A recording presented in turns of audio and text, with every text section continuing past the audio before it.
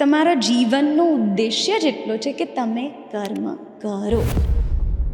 તમે કીધું કે હું સ્ટાર ને એવા બધા કોઈ લેબલને સિરિયસલી લેતી નથી because you enjoy your work. જે શ્રીમદ ભગવદ્ ગીતામાં કહે છે કે કર્મ કિએ જા ફલ કી આશા મત રખ. ઘણું વાંચ્યા પછી મને રિયલાઇઝ થયું કે ઈચ્છાનો વિષય જ નથી, અહીંયા ચિંતાનો વિષય છે.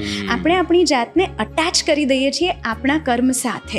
The point of karma is doing. The reaping is not for you to even think about, forget, worry about. Right. એટલે એ ક્લેરિટી જે ઘડીથી મળી છે ને એ ઘડીથી તો જે જીવનને જીવવાની મજા વધી ગઈ છે કે રિયલી બીકોઝ યુર થિંકિંગ કે કર્મ કર, ફલ કી ચિંતા મત કર, ચિંતા મત કર. But have I really stopped doing the ચિંતા? આઈ એમ સ્ટીલ ડુઈંગ ધ ચિંતા. અને એને બંધ તમે ત્યારે જ કરો છો જ્યારે તમે સાચે સમજો છો તમે તમારો કર્મ કરો. એની કોઈ ગેરંટી નથી કે તમે સક્સેસફુલ થશો કે નહીં થાવ, પણ એને કોઈ લેવા દેવા પણ નથી.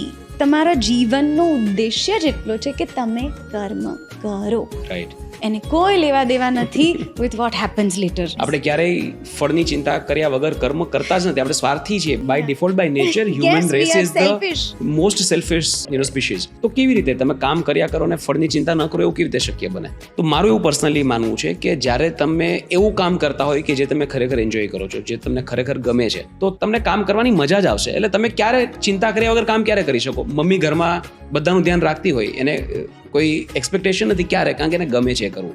શી loves doing that. Correct. So when you love what you do, ત્યારે તમે ચિંતા નહીં કરો કે મનામાંથી શું મળશે.